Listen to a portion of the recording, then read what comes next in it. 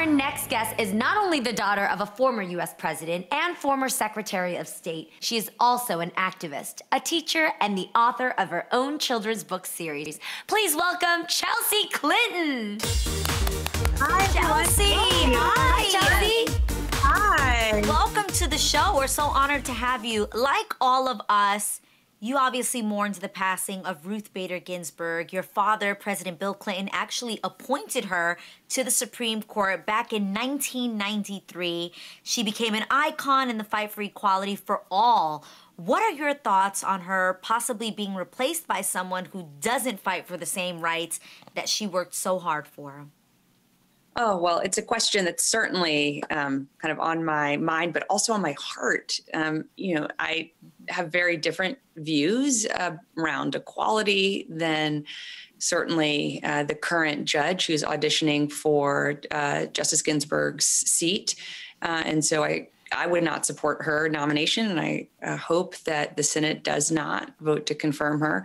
I'm more troubled, though, kind of by the rushed process that we're seeing. More than 10.5 million Americans have already voted in this election every day. Hundreds of thousands of Americans more are voting, and I fundamentally believe that the next president should have the right to nominate Justice Ginsburg's replacement. So I certainly don't support the person who President Trump has nominated. I also don't support this process because I think it's an illegitimate one. I couldn't agree with you more, Chelsea. The other day, President Trump was on Fox News and he brought up your mom's emails again. Can you believe that he's still talking about that after all these years? He's obsessed with her. I mean, he talks about her all the time. He talks about her in interviews. He talks about her in rallies. He tweets about her. I mean, I think it's really clear that he has never gotten over the fact that she won the popular vote by more than 3 million votes. That's right. And I think that he's also really threatened by strong, powerful women. I don't think it's an accident that we saw kind of how he reacted to Senator Harris's extraordinary debate performance. Which similarly he felt quite threatened by. So I'm not surprised, although I certainly wish he spent more time thinking about what to do about our COVID crisis than thinking about my mom. President Trump came under fire when he did a drive-by photo op in a sealed car with members of the Secret Service. Now, you have been around the Secret Service for most of your life. How did it feel to see the president potentially put their health at risk like that? It made me really angry. I mean, I've been angry this whole year with the ongoing mismanagement of our COVID-19 kind of failure to really have a response or a national strategy. But to see President Trump so blithely endanger the lives of those who have sworn to protect him with their own lives, if necessary, it made me really angry. You've also been working to inform the world about vaccine safety during the pandemic. Do you have any concerns with the Trump administration trying to rush out a coronavirus vaccine?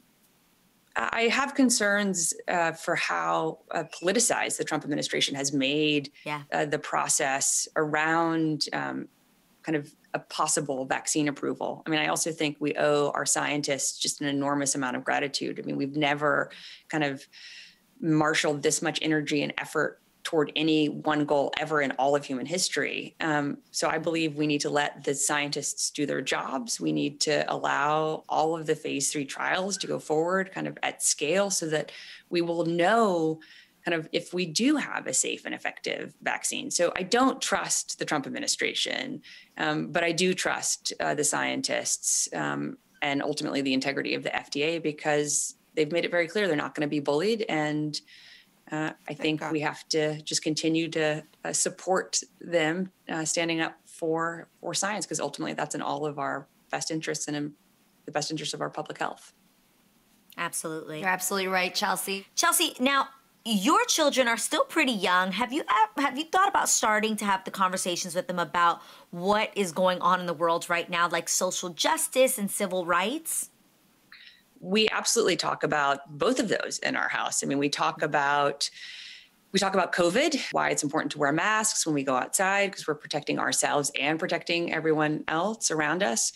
We talked about kind of our support for the Black Lives Matter protests over the summer. We talked about the murder of George Floyd. They both have already been to lots of protests in their lives. And we also take them with us to vote because I want them to understand that we are citizens, certainly on Election Day, but every other day of the year too. Chelsea, I have to ask you, because now I'm a grandparent. How are your grandparents? How are your parents with their grandchildren? They're amazing. I mean, they love being with the grandkids. I mean, over the summer, we effectively created a little quarantine pod with my parents, and Charlotte and my mom had lots of like knitting projects they were doing. And my dad loves doing like word games with the kids, and they do lots of puzzles together, and they spoil them entirely. Like when my mom will let them eat like, I don't know, pizza and ice cream for lunch and dinner every day of the week if she could. And I just think like, you were not like that with me at all. Like broccoli and I don't know. It always happens that way. Well, I'm sure that your kids love your new book titled She Persisted in Sports. So kids can learn so much from sports, not only how to be active, but also how to work as a team. So what made you excited to write a book specifically about female Olympic athletes?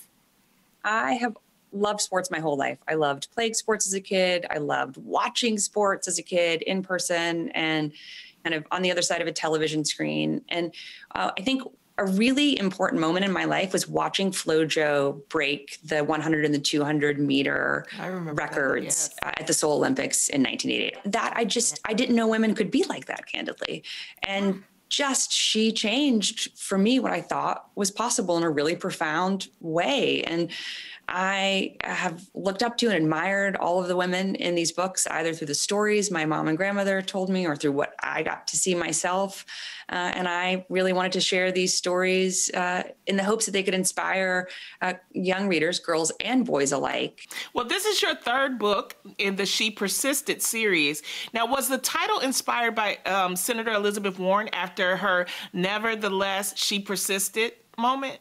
Very much so. I mean, I remember watching that all unfold on C-SPAN, and I just kept thinking about how often we've had to look to American women to persist to help move our country forward, whether that was Senator Warren in that moment or Coretta Scott King, whose letter she was trying to read into the record. And I think we need to be centering and celebrating these women's stories for young readers because I think it's really important that our sons also grow up looking up to and being inspired by strong women. Yeah. Like you just said, you have sons. What do you hope that they take away from this book? Yeah. Well, I love that my son Aiden, who admittedly his favorite person in the world is probably his older sister Charlotte, but that he, if you asked him last year, like, who's your favorite superhero, he would unapologetically say Wonder Woman. And if you ask him, like, who's your hero right now, he says Katherine Johnson, because we have a wonderful children's book that I wish I'd written, but I didn't, called Counting on Katherine. And he learned in this book that we read multiple times a day on the weekend, that she skipped 3 grades, that she worked at NASA. And so, he thinks that she's the smartest person ever. And he wants to be the smartest person ever too.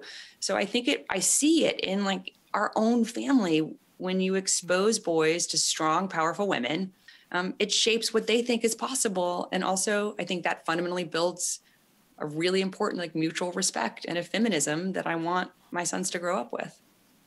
Absolutely. I love that. That's so Oh my cool. goodness. You're amazing. You're amazing. Chelsea, thank you so much for hanging out with us today. You can pick up her copy of She Persisted in Sports now wherever books are sold.